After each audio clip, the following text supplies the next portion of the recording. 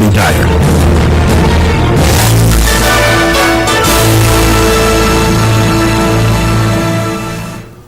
Good afternoon. I'm Mayor Buddy Dyer, and I'd like to welcome you to the March 31st, 2014 Orlando City Council meeting. We're going to begin today's proceedings with an invocation offered by Reverend Charles E. Williams, Jr., Senior Pastor of Zion Hill Missionary Baptist Church. Reverend Williams became the senior pastor in August of last year when Reverend Jesse Ivory retired after serving for over 30 years. Reverend Williams is a graduate of Edgewater High School. I thought that might get a little cheer out there. Only the best. And Commissioner Lynham, who received his accounting degree from Bethune-Cookman. And he's currently pursuing his Master's of Divinity degree. Zion Missionary Baptist Church is located in the Washington Shores community at the corner of Columbia and Drew, and has been serving our community for 93 years. Among other activities, the church is currently partnering with Eccleston Elementary and Second Harvest to make a difference in our community. Reverend Williams' invocation will be followed by the pledge led today by District 3 Commissioner Robert Stewart. Would everyone please join me in standing?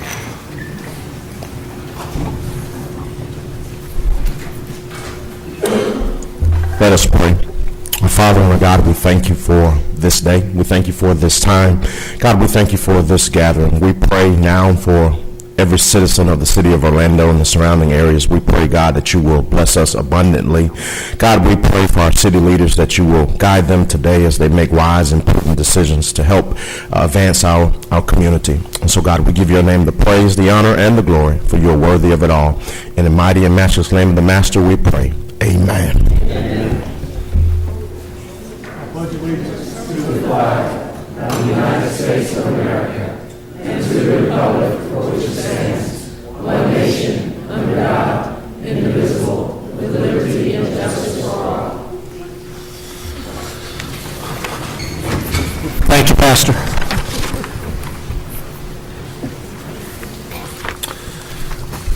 Officially call the meeting to order. Madam Clerk, would you call the roll and make a determination of a quorum, please? Commissioner Gray? Here. Commissioner Ortiz? Commissioner Stewart? Here. Commissioner Sheehan? Here. Commissioner Lynham? Here. Commissioner Ings? Here. Mayor Dyer? Here. Mayor, you have a quorum. Thank you, Madam Clerk. Let's take up for consideration the meeting minutes of the agenda review and city council meetings of March 17th. Motion by Commissioner Lynham, second by Commissioner Stewart. All in favor of the motion indicate so by saying aye. Aye. Those opposed, and the motion carries. Let's move into awards, presentations, and recognitions. I'm going to call on Dave Arnott, who is on my staff and is the support for the Mayor's Veterans Advisory Council for the first recognition. Dave? Mayor, Commissioners, on March 30th, 1973, all U.S. troops withdrew from Vietnam. There were no ticker tape parades honoring the veterans, no triumphant marches or speeches as there had been at the end of each of the world wars. America's Vietnam veterans returned home to silence, or worse, in some cases, denigration for having served their country during a controversial war. In 2007, both the U.S. Congress and the U.S. Senate passed resolutions proclaiming March 30th as National Welcome Home Vietnam Veterans Day. This year marks the 41st year of the withdrawal of U.S. combat and combat support units from Vietnam. Today, we urge all citizens and communities to honor Vietnam veterans on March 30th and to remember and honor the service of all veterans throughout the year. Take time to say thank you for your service, welcome home, and to those of you who didn't make it home, thank you for your sacrifice.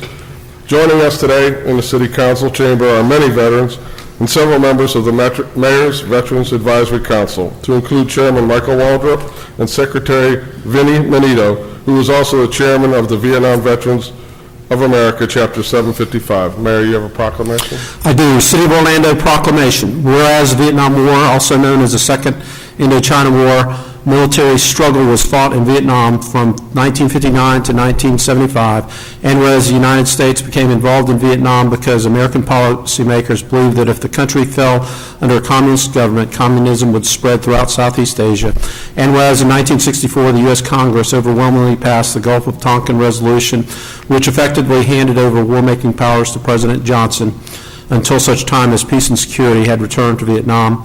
And whereas in 1965, U.S. combat troops composed mainly of volunteers arrived in Vietnam, and whereas by the end of 1965, there were 80,000 U.S. troops in Vietnam, and by 1969, a peak of about 543,000 troops had been reached. And whereas on January 27, 1973, the last U.S. troops left Vietnam, and whereas more than 58,000 Americans lost their lives in Vietnam, and more than 300,000 U.S. soldiers were wounded, and whereas in 1982, the Vietnam Veterans Memorial was dedicated at the Capitol to commemorate the U.S. personnel who died or were declared missing in action, now therefore, I, Buddy Dyer, Mayor of the City of Orlando, hereby do proclaim Sunday, March 30th, 2014 as Welcome Home Vietnam Veterans Day in the City of Orlando.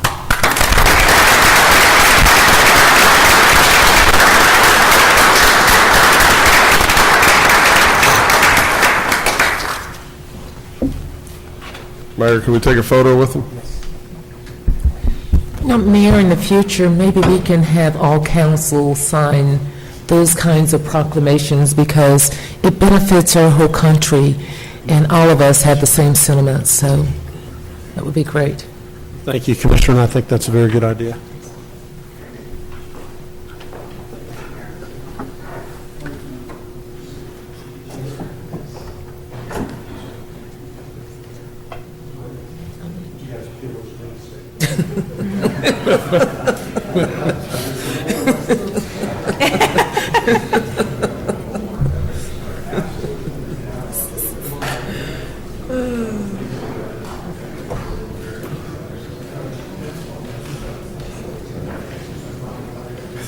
Oh, Cleve. Would anybody that served in the military, U.S. military, come on up and join us in the picture?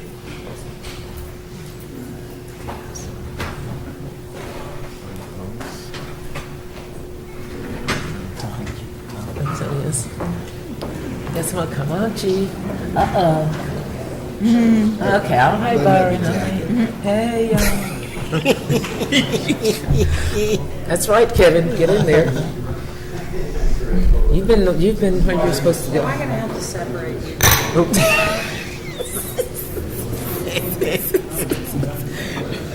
This ain't a big day, so we're making a big day of it. Take all the little funny stuff.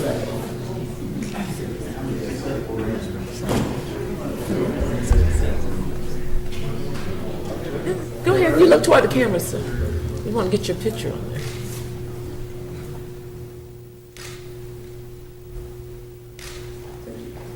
Dang, you're looking good at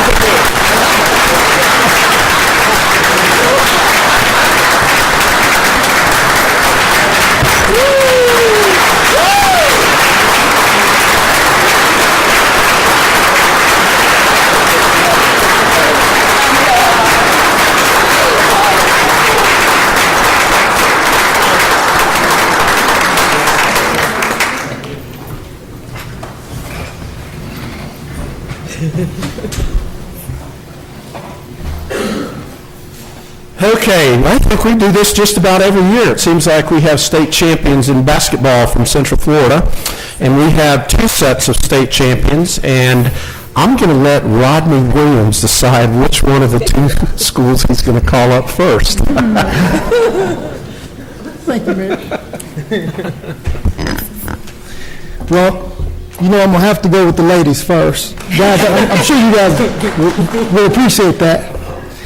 You're right, Mayor, we do. We have the opportunity, Mayor, Council, we have the opportunity of recognizing two state champion teams that are representing the City of Orlando. We have both the Edgewater Lady Eagles and the Lake Highland Prep Highlanders.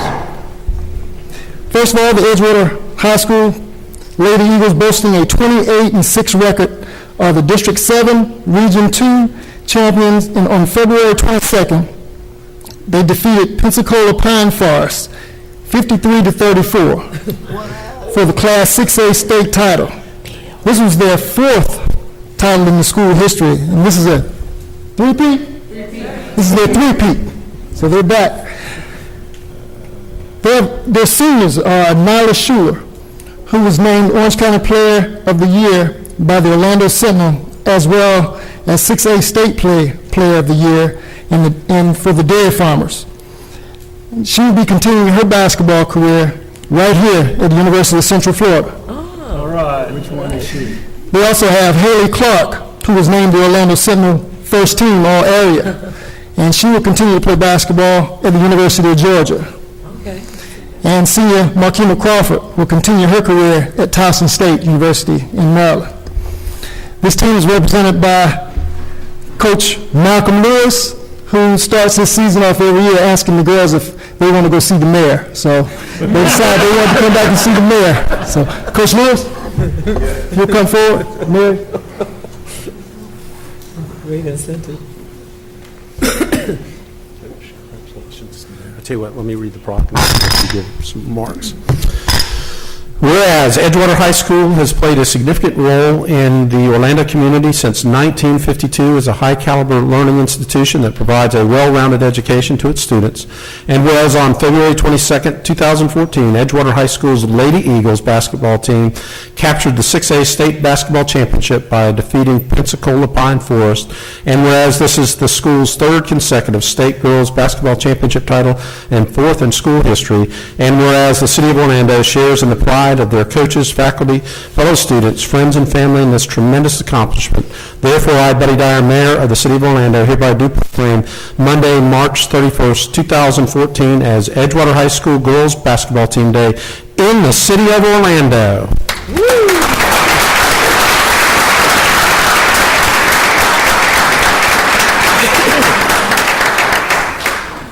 Thank you. We're honored to be here. Mr. Williams, remembered from the past meetings where I said this is part of our motivation to come back. So just sitting there, I've got to go back and get all of the dates. I guess our next goal is to maybe try to fill up a week of dates and have our own week for Edgewater girls basketball. But we're really honored to be here. We're happy to be here. If I may, I would like to introduce our principal. Okay. I'm going to just stand over here, and why don't you introduce them and have them all come out for the picture. Okay. Our principal, Mrs. Erickson.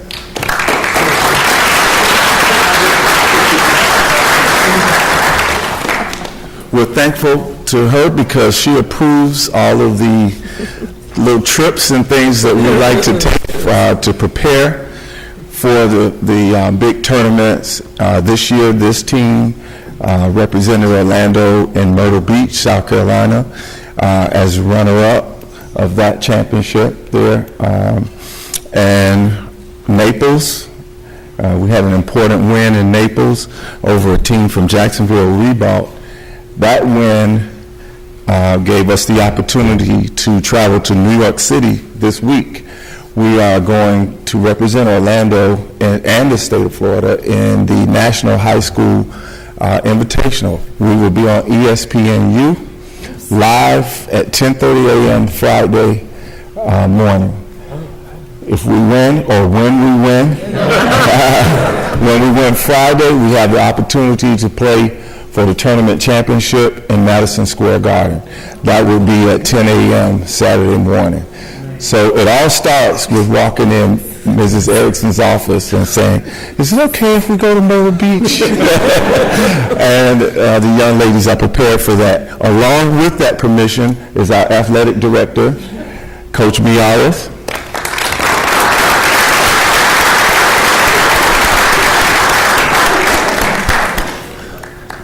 Serious meeting this morning about going to New York. She's making sure everything is taken care of. Our assistant head coach, Dr. Natalie Ford.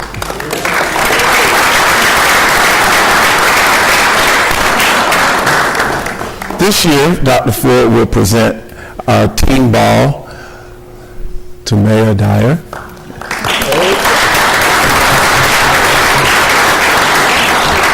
That way, when the budget gets tight and we need some more basketballs, we'll come back to your office. Assistant coach and junior varsity coach, Greg Farrell.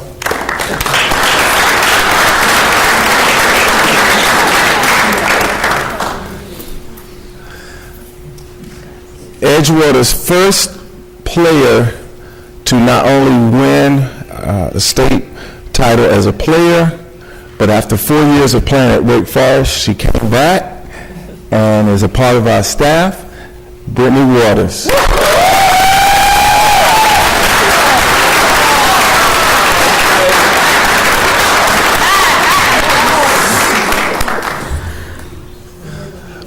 Moving along quickly, that rounds out the coaching staff.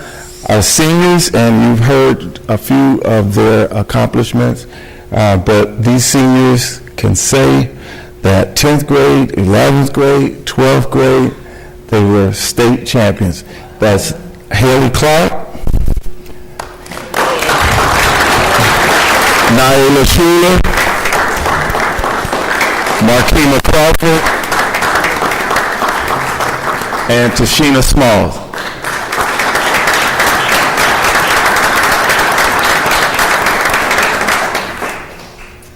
Juniors, Angela Jernigan and Shamika Gibbs.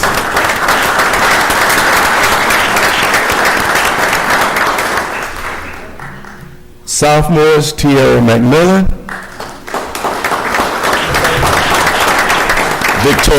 Victoria Patrick, and Victoria Lovejoy.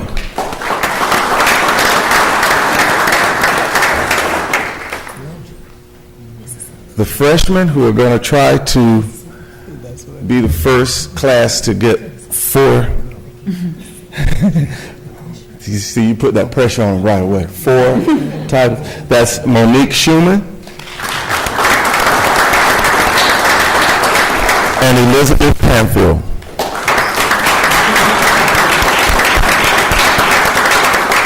And very special to us, the person that takes care of us, Senior Taffy Jesse, our manager.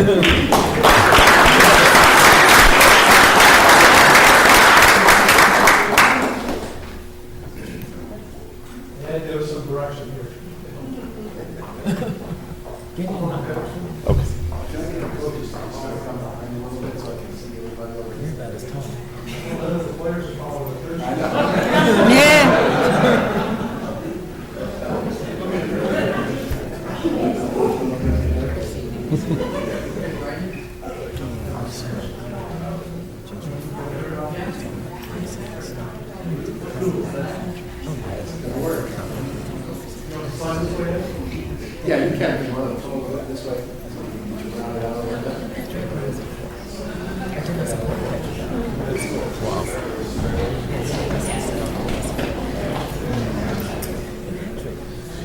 Okay, everybody listen in here.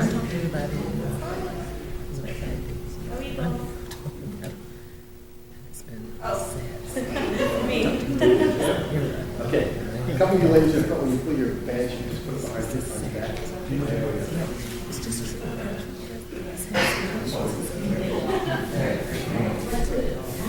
Put it on the back, that's perfect. Okay, everybody looking right here? Ready?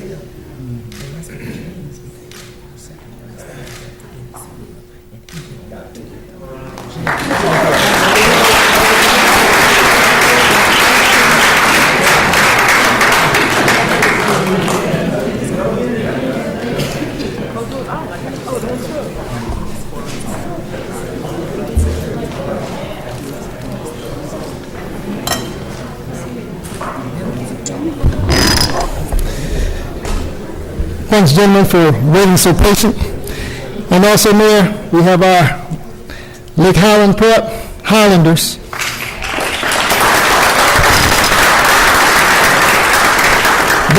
Boasting a 29-4 record, the District 7 Region 2 champions, on February 26th, they defeated Jacksonville Ribault 58-53 for the Class 4A state title. The seniors on this team were Jay Henderson and Junior Jan Lewis. The players that received accolades were Jay Henderson and Junior Jared Lewis were named to the first team All-State, while senior Joe Berry II was honored as a 3-time Gatorade Player of the Year, as well as Mr. Basketball for the state of Florida for the 3rd time in a row. and also McDonald All-American. He will be attending the University of North Carolina in the future. Joe's not with us today because he's representing us in Chicago at the McDonald's game. Their team is led by Coach Jason Valerie.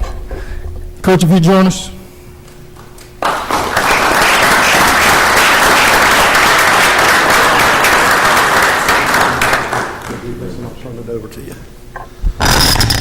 Whereas Lake Highland Prep School has played a significant role in the Orlando community since 1970 as a high-caliber learning institution that provides a well-rounded education to its students, and whereas on February 26, 2014, Lake Highland Prep's Highlanders boys basketball team captured the 4A state basketball championship by defeating Jacksonville Rybolt. They probably don't want to play Orlando teams anymore, do they? Whereas this is the school's second consecutive boys basketball state championship tournament win, and whereas the City of Orlando shares in the pride of their coaches, faculty, fellow students, friends, and family in this tremendous accomplishment, now therefore I, Buddy Dyer, Mayor of the City of Orlando, hereby do proclaim Monday, March 31st, 2014 as Lake Highland Prep School Highlanders Boys Basketball Team Day in the City of Orlando.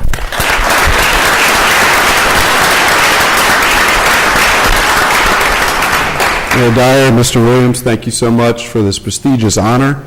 Really proud of what our boys accomplished this year. 29-4 record, nationally ranked schedule that we played, wins at the City of Palms, as well as the high school overtime tournament in Raleigh, North Carolina, and then again culminating with a state championship, our second state championship in a row.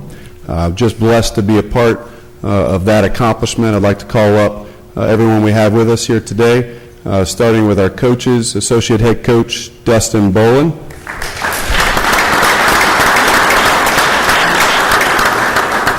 Assistant Coach Adrian Davila,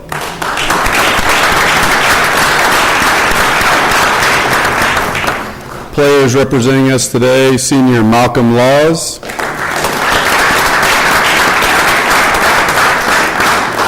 Junior Jaron Lewis,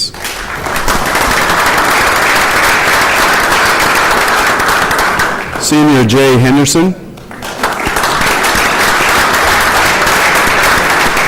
Senior Michael Albertson, Junior Chris Jablonski,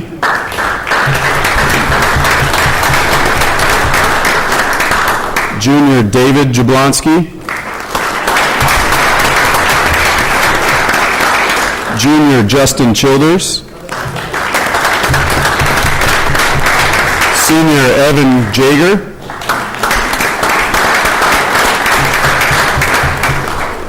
Senior Devin Giddens,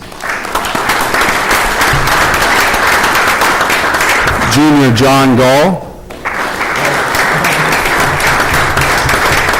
Sophomore Bobby Miles, Junior Jack Filburn, Sophomore Arlen Bockhorn.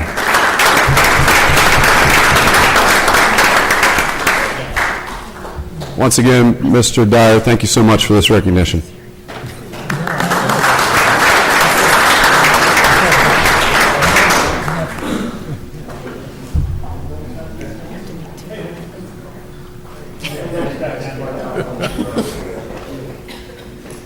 Fight to get in the front row.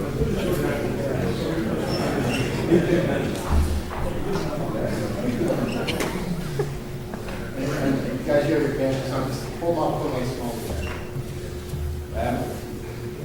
Can you guys take your bag? There you go.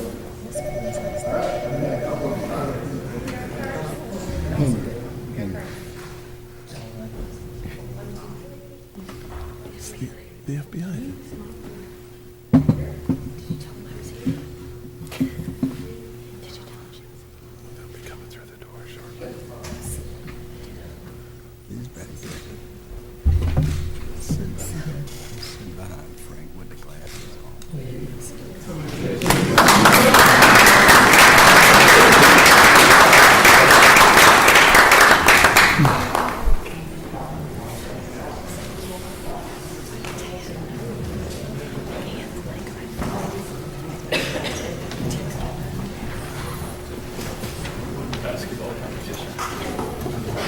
Sit down.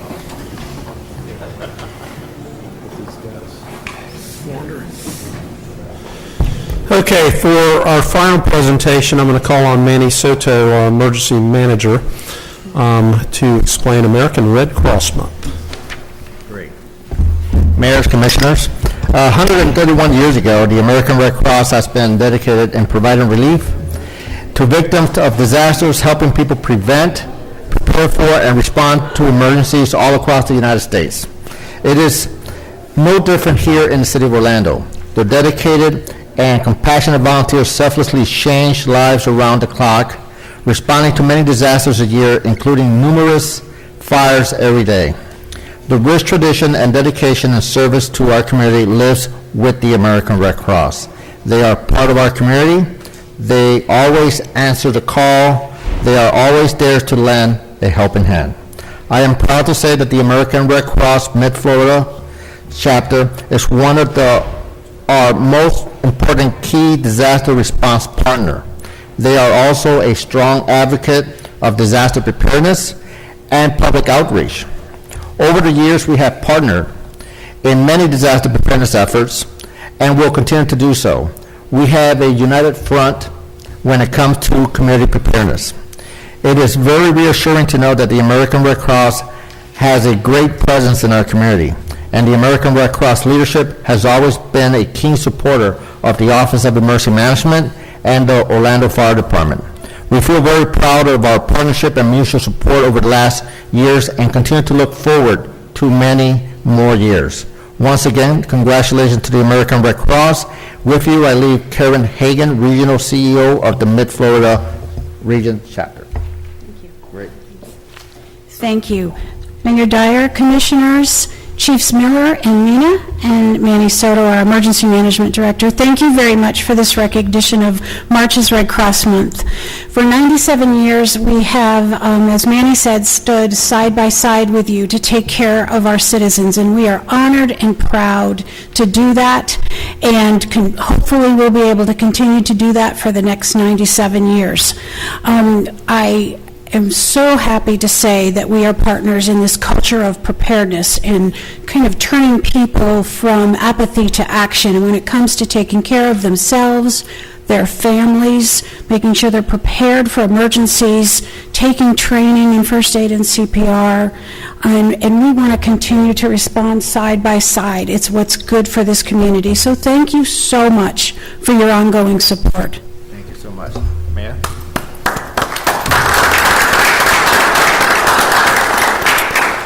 Whereas the American Red Cross was founded in 1881 by Clara Barton, a woman selflessly devoted to the needs of humanity, and was chartered and authorized by Congress to act in times of need, the Red Cross provides relief to victims of disasters and helps people prepare for, and respond to emergencies. And whereas the American Red Cross of Central Florida was established in 1917, and whereas the American Red Cross staff deploy with the U.S. military to provide emergency communications and a caring presence to servicemen and women separated from their families, and whereas in March of 1943, President Franklin Roosevelt called upon the American people to rededicate themselves to the aims and activities of the Red Cross. Now, therefore, I, Buddy Dyer, Mayor of the City of Orlando, hereby do proclaim the month of March 2014 as American Red Cross Month in the City of Orlando.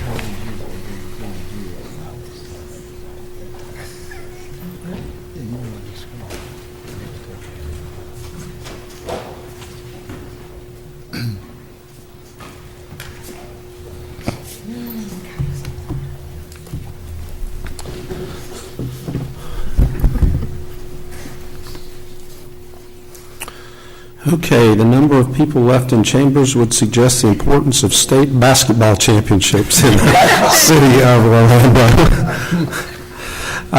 So let's move into my update. And I have just several things. We hosted the second and third rounds of the NCAA tournament for the first time in 10 years a couple of weeks ago. And the total attendance for March Madness in Central Florida, including the fans, the teams, administrators, bands, and cheerleaders, topped 50,000 for that weekend. And I've not actually looked, but I'm going to want to believe that since we had one of the bigger arenas that the second and third rounds were being played in, that we probably had as many fans attend our games as anywhere during the second, third rounds. And we sold out for Saturday. In fact, sold 150 or so obstructed view seats. So the NCAA was very impressed with our abilities to host the tournament. And it didn't hurt that we had the number one seeded, number one ranked University of Florida Gators here in town, and it looked like a Gator home game pretty much on Saturday, and they have made it to the Final Four. So when we talked about building the Amway Center, we talked about it being more than just a home for the Magic, and that weekend proved us true. Our initial estimates are over 14,000 room nights and nearly $10 million of economic impact, in addition to the immeasurable national and even international exposure, as you saw the broadcast and the great view of the city. So we heard from a lot of our downtown businesses that they had record sales over those 2 days, even more than the NBA All-Star Game. And we received a number of letters from a number of the teams talking about the quality of the destination and the people that were part of that effort. So Alan delivered a message well done to the entire team. Thursday, April 10th, is State of the City, and we're going to do it outside on Church Street. So we'll be watching for the weather. It'll begin at 10 a.m., and I invite you to come down on Church Street between Orange and Garland and stay downtown for lunch. And there will also be Sunrail community train tours between 11 and 1. The 25th Annual Spring Fiesta in the Park is Saturday and Sunday, April 5th and 6th. There'll be more than 200 artists and crafters which will line the street, and everybody is invited to this free, pet-friendly event. I want to remind District 5 residents to get out and vote in the city's upcoming commissioner election. Early voting starts today, Monday, March 31st, at the Supervisor of Elections office and continues through Saturday. The last day to request an absentee ballot to be mailed out is April 2nd, and Election Day is April the 8th, when the polls will be open from 7 to 7. A couple of items of note on the agenda. Today we're approving the operating agreement for the new expanded limo service, downtown Orlando's fare-free bus circulator. The existing orange line will be joined by the new grapefruit and lime lines, which will expand mobility for Sunrail, our Paramore residents, our Central Business District, and Thornton Park. Also on today's agenda is the project construction agreement for the new soccer stadium. As you recall, we've previously approved the MOU and interlocal agreements. The construction agreement is modeled after the approach that we used on the Amway Center. Brett Lashbrook, COO of Orlando City Soccer, is here with us today. Brett, where are you? I saw him outside somewhere, probably being interviewed out there. Okay, I think the most important thing about the agreement is, just like the Magic agreement, the team, the developer, will be on the hook for any cost overruns. There's a finite amount of money, of public money, that is going into the construction of the venue, so anything above that project cost will be borne by the team. I want to recognize staff who have worked very diligently on all of these legal agreements. John Sampson, Amy Inako, Wes Powell, Roy Payne, Allison Brackens, Kyle Shepard, Jody Litchford, and City Attorney Mayan Downs from the legal department, who also worked closely with Byron, Alan Johnson, Ray, Craig, Frank Usina, Eric, and Gennaro. Let's give them all a hand.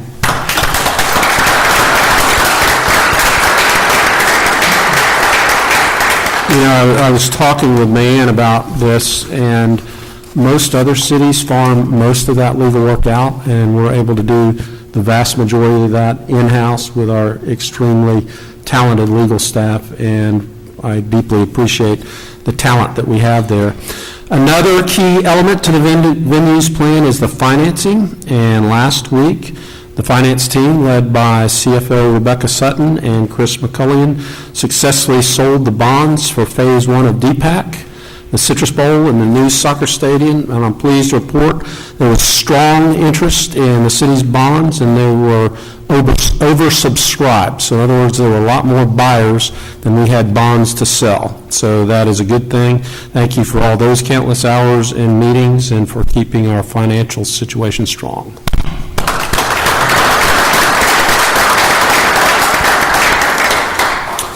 And then on today's agenda is an item that will provide funding for the FSU College of Medicine Science Students Together Reaching Instructional Diversity and Excellence, or SSTRIDE, which is being offered by Jones and Memorial. And under Commissioner Lynham's leadership, this program is part of the city's Orlando Medical Careers Partnership and builds off of the successful Blueprint program. It is a comprehensive approach that engages city residents from elementary school all the way to adulthood to provide job opportunities and create educational enhancement. Commissioner Lynham, thank you for taking the lead in this very important area.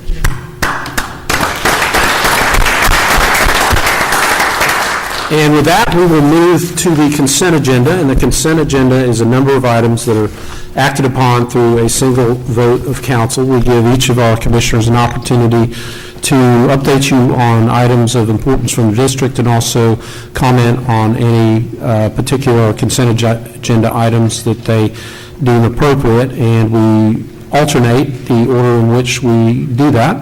And today, Commissioner Stewart is first up. Commissioner?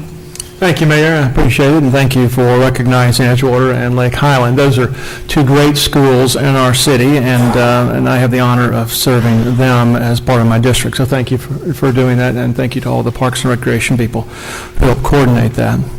This past weekend, I had a chance to go over at Elam Baptist Church and see the work that they're doing over there. Commissioners, y'all will remember that we just annexed portion of Elam Baptist Church into the city, and so we're thrilled at what they are doing. They've been over there 14 years, and now they've expanded a little bit, and they did a great community outreach this past weekend. Let me say thanks to Michelle and her entire crew about the work on the website. I'm thrilled about what we've seen so far, and I don't see her here, but I just want to tell you how much I appreciate the work. I know what goes into that, and I know what still needs to continue to go into that to make sure it's going to be the quality, but we've got just a wonderful start, and Mayor, congratulations on what you have accomplished so far. Let me mention one thing to you, and Commissioner, I share this with you because I think it's an important part to our city.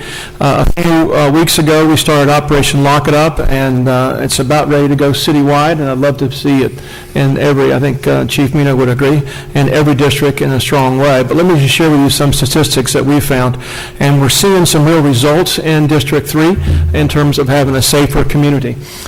Today, we canvassed a couple of areas in Baldwin Park, canvassed for 1 hour, and in that 1 hour, we had 9,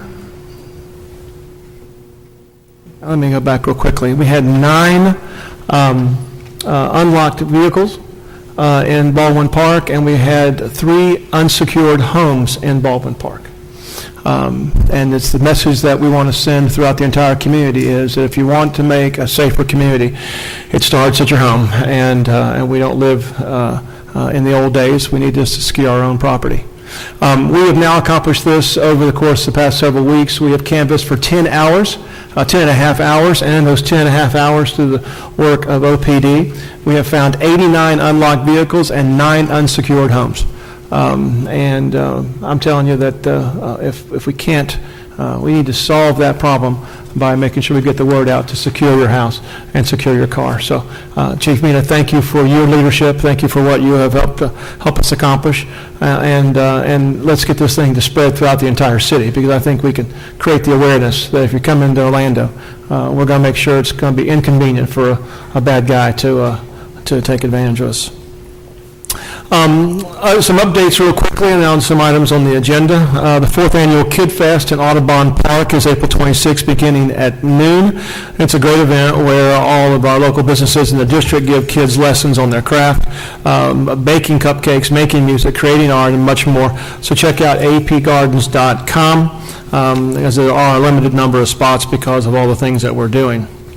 Lots going on over at Lou Gardens. This Friday is a movie date night showing Gravity. I guess Oscar-winning, where's Mr. Bowden? The Oscar-winning movie. Monday is story time and free admission, and now we're getting ready for the summer, get the opportunity to share with our parents to come over and enjoy the park. And then April 12th is the annual Jazz and Blues Stroll. Orlando Museum of Art is celebrating their 90th year, and each month they host a themed First Thursday event where you can stroll through the museum and enjoy an evening of art and conversation and drinks and food. This month's event will be April 3rd from 6 to 9. Let me mention a couple of things briefly on the agenda. Mayor, thank you for mentioning the Orlando Soccer Stadium. Alan, thank you for the work that you and your staff have done. I appreciate that. I think it's a good signal to our community that we have set aside the boundaries, the rules and guidelines, and we've stuck to them for the benefit of the city. So thank you very much for you and your staff, and Mayor, thank you for your leadership in that as well. Two other things I want to mention briefly. Item D2, the partnership between GOA and the city and the Kittinger Group. I mentioned this on behalf of Commissioner Ortiz, and because the Kittinger Group are just all longtime friends of mine. But they're getting ready to bring an F-4 jet that's going to be set over on the shores of Herndon. And it's going to be really, Herndon, I apologize, Orlando Executive Airport. I'm showing my age again. And so as people come into the city from the east, they'll get a chance to see this F-4 jet, similar to what Kittinger flew in Vietnam. So that's a really neat thing they're doing. We're partnering with them to allow them to do that. GOA's partnering to store it, and they're going to raise the money for the installation and the maintenance as well. So that's a really neat partnership that we're doing. And then item I2, the LAP agreement for the sidewalks, just announcing, I guess, to our community, especially in District 3, that we have received $2.4 million more in terms of money for sidewalks in our community. They have been well received in the first LAP agreement. Now we're in LAP 2. And so we're excited about seeing that happen and seeing more walkable city as we have committed to doing. And that's all that I have, Mayor. Thank you, Commissioner. Move to District 4, Commissioner Sheehan. Thank you, Mayor Dyer. On the agenda today, on items C4 and 12, I'm glad to see that we're hiring more permitting techs because it's really busy in permitting right now, and that's good news for everybody. I, too, am delighted to see more citywide sidewalks being built and filling in those gaps, especially in our established neighborhoods. So I'm very happy to see that. And something really exciting that happened for me last week was we had a really nice find. This is actually the key that was presented to Linton E. Allen. A lot of folks don't know who Linton E. Allen was. He was actually the fellow who was inspired to build the Lake Eola Fountain and spearheaded the initiative to build it when he saw some fountains that were built in Washington, D.C. Mayor J. Ralph Davis presented him this key to the city in October of 1956, and it's one of the oldest known dated keys in existence. And it was originally dubbed the Centennial Fountain. Originally cost $350,000. Don't we wish we could have replaced it for that amount of money? And the name was changed to the Linton E. Allen Fountain after the community leader's death in 1965. Linton Allen helped build Sunbank, Orange County's most successful financial institution. He graduated from the University of Georgia and was also a World War I veteran. He lined up financing for Martin Marietta. He also played key roles in the siting of UCF, the FAU, which is now UCF, and in helping Disney's lawyers secure property for the theme park. The plastic dome gave it a space-age quality befitting the growing aerospace and defense industry and a futuristic concept of what Orlando could be. This key will be displayed at Eola House, and I would like to thank our Casey Nelson, who found this on eBay and donated this back to the city. He actually paid $300 for it, but the guy that found it at the estate sale only paid $5, so he made a really good profit for it. But again, this is just an Orlando resident doing the right thing so we can actually secure a piece of our history. I'm delighted to do that. I know Mark did a nice article in the paper about it, but I'm just delighted to see that we have this piece of history back in the city of Orlando, and also be able to really share what Linton Allen did for our city. I was unaware of his involvement with Martin Marietta, and the fact that the fountain was linked to the aerospace industry, I think is a really, really neat thing, and I'm all the more glad that we saved that green plastic and didn't do anything different to it and made it, and really kept the original intent of it. And that's all I had, Mayor. Thank you. Thank you, Commissioner. We'll move to District 5. Commissioner Lineham. Mayor, just a few announcements. I already had my major concern discussed at the earlier agenda, but I do want to remind everyone today is the last day to register for the Affordable Care Act, and of course remind our council and the mayor that I'm just very, very thankful for the work of Kathy Russell and Deborah Gerard that helped us kick it off a few months ago, and I invited Commissioner Eames to help us to get that going in the city, and now it's across the city. I think that's the right thing to do. When I'm sick or something is wrong, I am very, very thankful to have health care. And I believe no matter who you are, where you're from, you ought to have affordable health care. So thank you very much, and you pay attention. Today, I guess it's over now, until 11, we had navigators on standby at Smith Center. There was a line out there earlier. So we've just got to make sure people get their answers and get covered. That's urgent. That is about life and death. Thank you. I also want to announce that this past Friday, I had the great honor, Mayor, of going to Atlanta, Georgia, with Zeta Ross from, what is it, Orlando Visitors Bureau, whatever they're called out there. The convention, Visit Orlando people. The convention center, Commissioner Moore Russell joined us later in the evening, and we presented to over 90 Delta Sigma Theta sorority, asking them to come back to Orlando since I'm a Delta, our 2017 convention. With that meeting of those 90 people in leadership, we gave a great presentation. But that's what it's like. You have to do everything in advance. Nothing happens at the spur of the moment. We gave a great presentation with Zeta, with Rodney, with Colette, and Commissioner Moore Russell and myself. We don't know what the answer will be, but since I've been sitting here, we have entertained the Delters twice in the last 2 decades. That's 15,000 women who almost always bring their spouses, their children, their grandchildren, their great-grandchildren. So everybody benefits when Delta comes to town. So that's, you're talking about economic impact. That's money. That's money in the bank if we can get them here. We were competing against Detroit, Las Vegas, and Atlanta. So I just wanted to let you guys know, and if you know any Deltas in high places, like the president down in Tampa, call them. Let them know to come back. And also, I want to express my deepest appreciation to Mayor Dyer and I had a great day at DPAC. It was very emotional to me anyway, to have, I know in the African American community, when you buy a house, I don't care what your background is. I don't care how many times you've been to jail or whatever else, you have your house blessed. So we got together to have the DPAC blessed. It is a public facility, and because it is public, it involved so many of the interfaith community. And we basically went to the mayor's MLK interfaith group, pulled them out of there and got everybody going. Reverend Bracey and was one of our chairpersons, and each one, Rabbi Day and Iman Nuri, that Martin E. James helped us get. It was a wonderful blessing and a great idea, and I want to say thanks, number one, to Mayor Dyer and all the interfaith community, and Kathy Ransberger, but especially LaVon Bracey, who coordinated the entire event. It was something to behold to see over 60 ministers praying and supporting the prayer of different faith leaders. So to God be the glory on that. And Oren, I just want to say thank you. I didn't see you back there earlier. But Mayor Dyer, for years and for City Council, we've only had one African-American shodo, and that was Bishop Wiggins. And people will ask, well, why did we do so much with them? Because they were on the show we had on that end.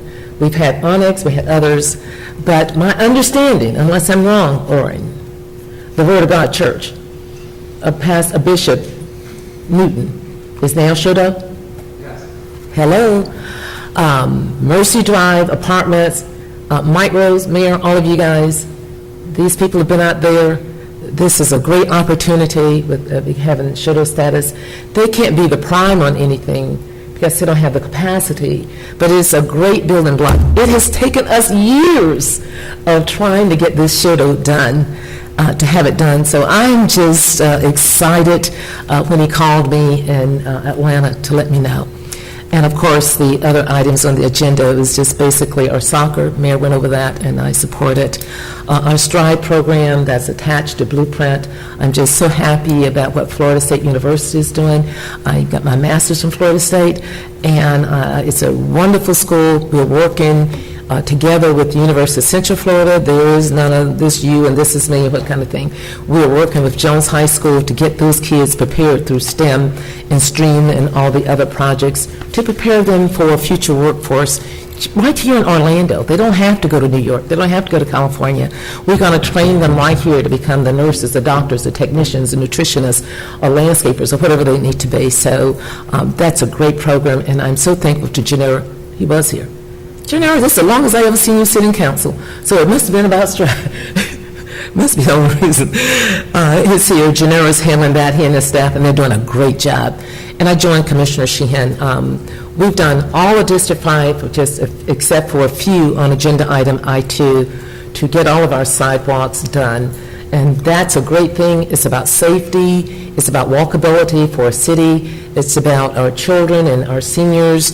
It's about handicapped people being able to have that mobility. So when you have sidewalks, you have mobility. And that is great. And you have connectivity. So thanks for that. And I think that's about it. Thank you very much. Thank you, Commissioner. We'll move to District 6. Commissioner Ames. Thank you, Mayor. And I'd like to say again, thank you to Pastor Charles Williams for being here today. Zion Hill Missionary Baptist Church is in the District 6 in the city of Orlando. And I just happened to attend this service there on yesterday. He delivered a great message and an uplifting and encouraging message entitled, "It Is Well." And I was there to present a proclamation to John Ellis, one of his members, who celebrated his 100th birthday. And that was a grand time that we had there at church. And also, Pastor Williams went to DPAC as well to pray with the pastors at the DPAC. You didn't make it? Well, you said you were going to make it. But anyway, it was on his mind to be there, so we know you sent up a prayer anyway, and thank you so much for all that you do. At last council meeting, the one thing I didn't talk about was the school resource officer positions, specifically the agreement with the Orange County Public Schools. And of course, since 2006, Mayor, this is one thing that I've always talked about, and that is every elementary school having a police officer there to provide security for that school. So Chief Mina, if we could kind of talk with Orange County Public Schools and see what we can do to try to maybe work on that, because, you know, we remember the elementary school in Connecticut over a year ago and how tragic that situation was.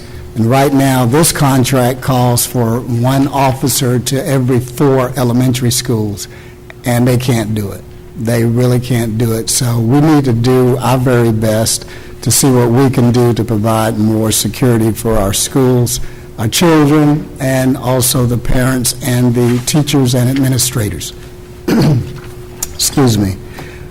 Also, during the NCAA tournament that was held here in Orlando, Mayor and Commissioners, as the Mayor talked about, at Church Street Station and the SunTrust Towers, I tell you, it was just really great seeing the lines of customers. They were literally outside the door lined up.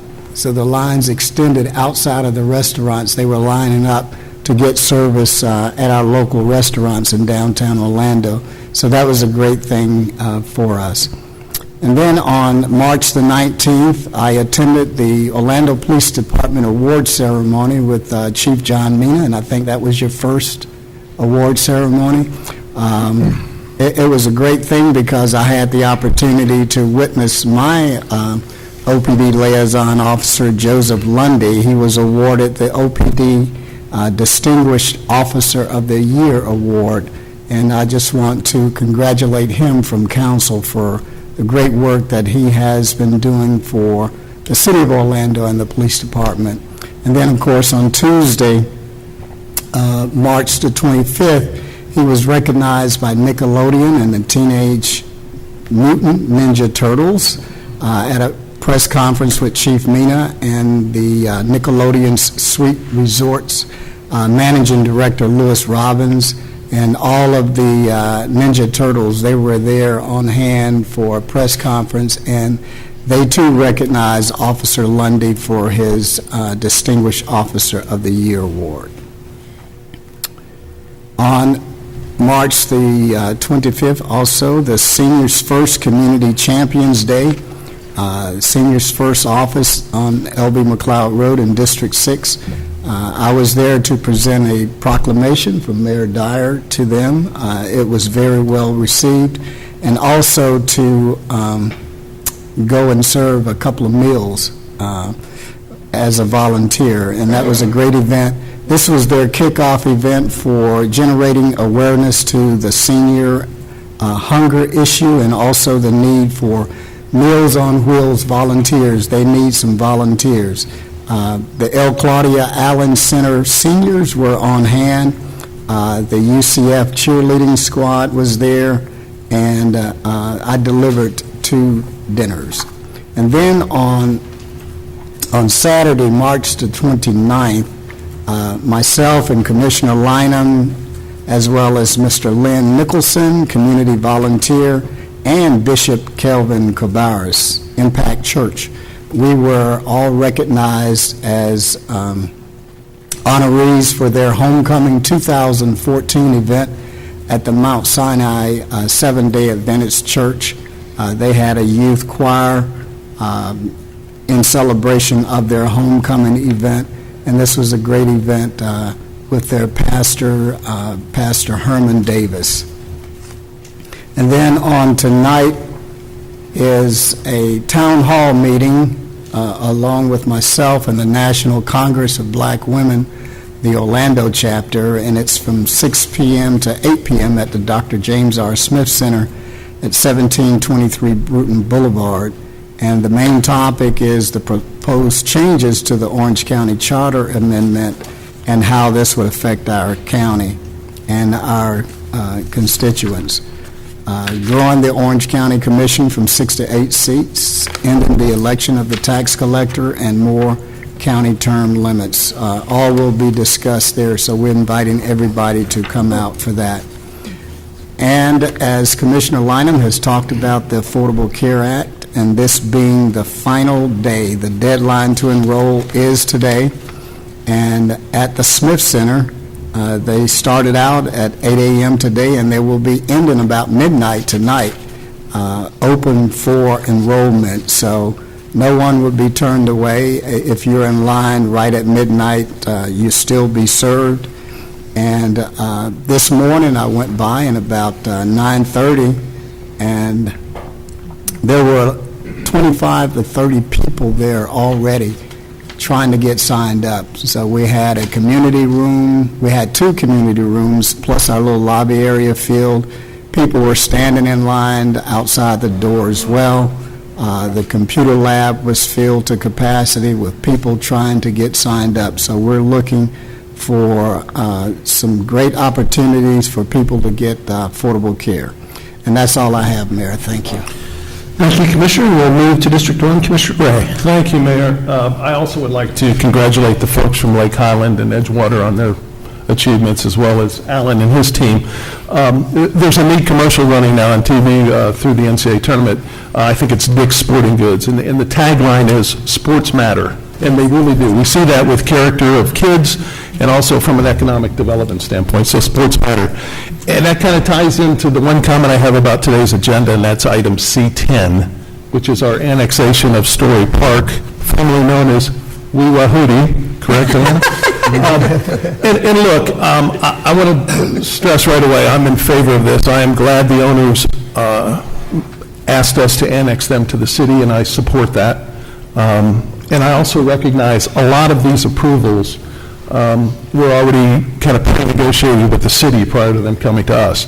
But if you look at the numbers, folks, I mean, there's, out of 1,200 acres, they've dedicated 13.6 to city parks.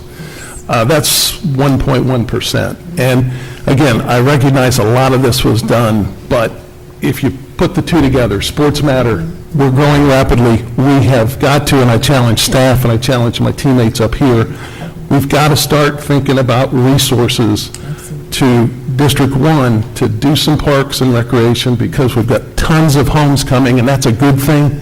And we got a lot of people playing out there, but we just got to provide some recreation. So again, I support this, but I ask staff to continue to challenge folks that come to the city for annexation and approvals. Let's continue to emphasize parks and recreation. And with that, Mayor, I would make a motion to accept the consent agenda. Motion by Commissioner Gray, second by Commissioner Lineham. Just Commissioner Gray, I was looking at the permits being issued. What is the pig run of Lake Nona? I don't know, but I'm going to check on that. I could be the official starter, I don't know. Don't ask. It could be like the running of the bulls? Okay. All right. Motion by Commissioner Gray, second by Commissioner Lineham. All in favor of the motion indicate so by saying aye. Aye. Those opposed, the motion carries. Let's, without objection, recess the city council meeting, convene the CRA meeting. The only item on there is the amended and restated limo operation agreement that we just voted on the consent agenda as the city, so we need to vote on it as the CRA. Is there a motion? Move to second. Motion by Commissioner Lineham, second by Commissioner Sheehan. Discussion, all in favor of the motion indicate so by saying aye. Aye. Those opposed, motion carries. Let's adjourn the CRA meeting, convene the Neighborhood Improvement District Board of Directors meeting for the purpose of accepting meeting minutes and approving actions from the Downtown South Neighborhood Improvement District Advisory Council meeting of March the 19th, 2014. So moved. Motion by Commissioner Sheehan, second by Commissioner Stewart. All in favor of the motion indicate so by saying aye. Aye. Those opposed, motion carries. We will adjourn the Neighborhood Improvement District meeting, reconvene the City Council meeting, move to hearings, ordinances on second read, and let the city clerk read an extremely long title. Number 1. An ordinance of the City Council of the City of Orlando, Florida, amending and restating the Plan Development Zoning District regulations for the Orlando Health Plan Development on property generally located north of Cayley Street, south of Gore Street, east of Atlanta Avenue, and west of Orange Avenue, and comprised of 65 acres, more or less. Rezoning certain land within the Orlando Health Development from PD/T to O2 TSP in part, and MU1 TSP in part, and rezoning other certain land within the planning area from various straight zoning districts to PDT in part and PDAN in part, providing for amendment of the city's official zoning map, severability, corrections, scrivener's errors, and an effective date. So moved. Second. Motion by Commissioner Sheehan, second by Commissioner Stewart. Is there anyone from the public that would like to testify on this matter? Discussion among commissioners. Hearing none, all in favor of the motion indicate so by saying aye. Aye. Those opposed, motion carries. Ordinances first read, Madam Clerk, number 1. An ordinance of the City of Orlando, Florida, amending the city's adopted growth management plan by amending the city's future land use map designation from residential medium intensity to office low intensity on certain real property generally located north of Vassar Street, south of Rugby Street, east of Holly Lane, and west of Edgewater Drive, comprised of .179 acres, more or less, amending the zoning classification from R3B TWSPAR to O1 TWSPAR for the same real property, directing amendment of the city's official future land use and zoning maps, providing for severability, correction, scrivener's errors, and an effective date. So moved. Second. Motion by Commissioner Stewart, second by Commissioner Ames. Is there anyone from the public that would like to testify on this matter? Discussion among commissioners. Hearing none, all in favor of the motion indicate so by saying aye. Aye. Those opposed, motion carries. Number 2, Madam Clerk. An ordinance of the City Council of the City of Orlando, Florida, annexing to the corporate limits of the city certain land generally located at the northwest corner of the intersection of Narcousie Road and McCoy Road and comprised of 25.21 acres more or less, providing legislative findings and for the revision of the city's boundaries, providing for severability, correction of scrivener's errors, and an effective date. Move to approve. Second. Motion by Commissioner Gray, second by Commissioner Sheehan. Is there anyone from the public who would like to testify on this matter? Discussion among commissioners. Hearing none, all in favor of the motion indicate so by saying aye. Aye. Those opposed, motion carries. And number 3, Madam Clerk. An ordinance of the City Council of the City of Orlando, Florida, designating certain land generally located north of the Osceola County boundary, south of Clap-Sins-Duda Road, east of Narcousie Road, and west of the Split Oak Forest Mitigation Park, and comprised of about 211 acres as Plan Development PD District in part, and Plan Development District with the Aircraft Noise Overlay PDAN District in part on the city's official zoning maps, providing special land development regulations of the Plan Development District, providing for severability, correction of scrivener's errors, and an effective date. Move to approve. Second. Motion by Commissioner Gray, second by Commissioner Stewart. Is there anyone from the public that would like to testify on this matter? Discussion among commissioners. Hearing none, all in favor of the motion indicate so by saying aye. Aye. Those opposed, motion carries. That concludes the official business of the Orlando City Council for today, March 31st, 2014.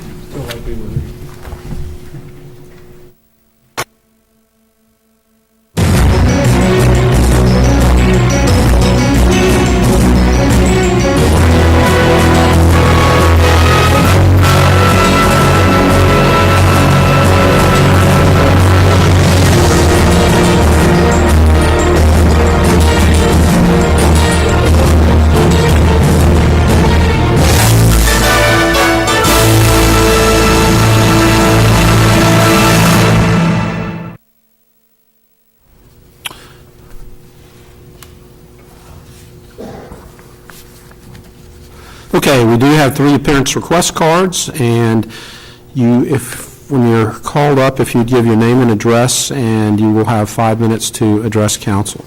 Emmett O'Doux.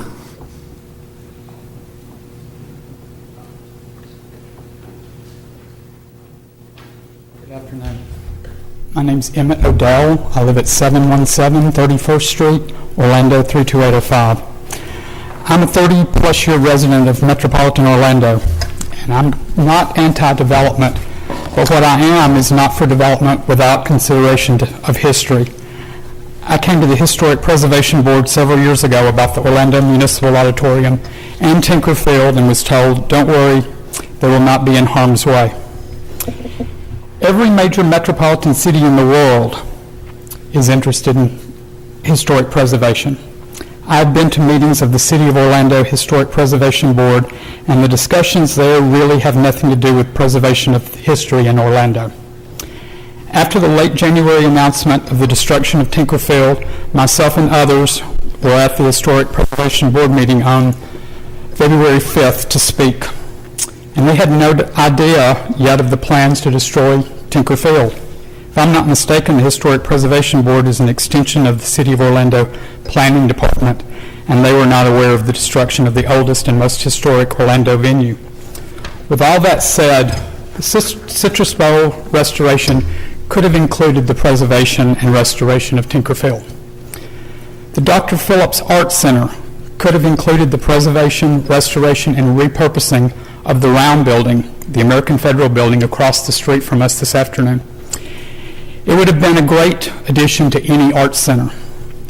Then there's my passion, and that's all about saving the Orlando Municipal Auditorium. Bob Carr could be easily stripped back down to its original beauty and glory of the Orlando Municipal Auditorium and used for smaller events that are too small for DPAC. All of this brings me to the question, when will the City of Orlando ever start considering and incorporating the history of Orlando and Orange County in their plans for the future? Thank you. Thank you. Jerry Pitts.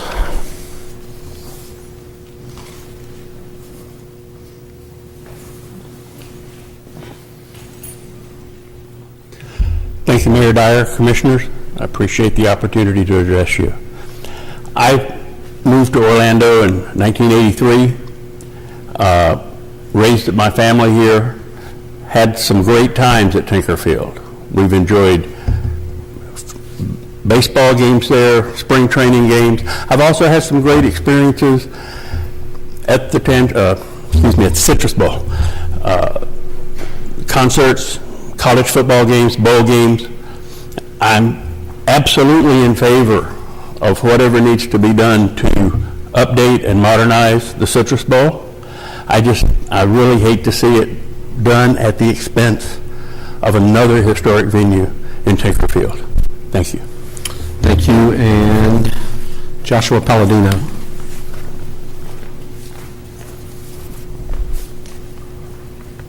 Good afternoon, everybody. Joshua Palladino, 1415 West Robinson Street. I'm here today on behalf of the Orange County Green Party, as well as the residents of Southern Rock Lake and the Citrus Bowl community, who were not involved in the decision-making process that originally decided to remove Tinkerfield, remove Tinkerfield. Downstairs, in one of the glass cases, there's the Twins hat from their time when they played here at Tinkerfield, and with Commissioner Sheehan getting a key that history is worth preserving. And here we have one of the largest pieces of Orlando history on the chopping block.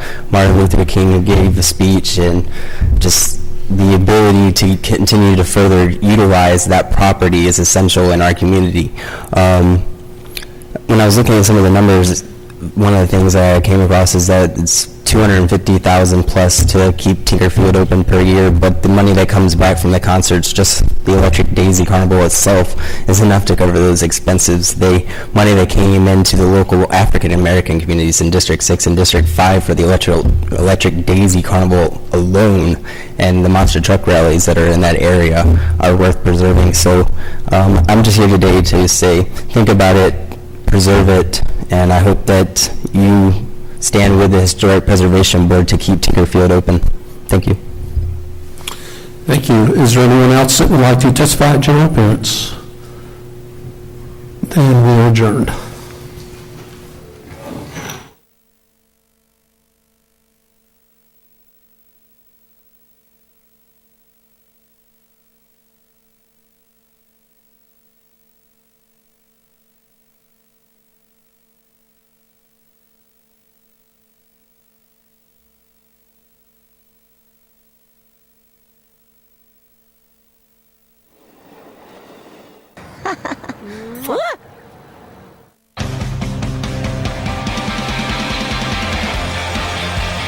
This is my downtown. This is my downtown. This is my downtown. This is our downtown. This is my downtown.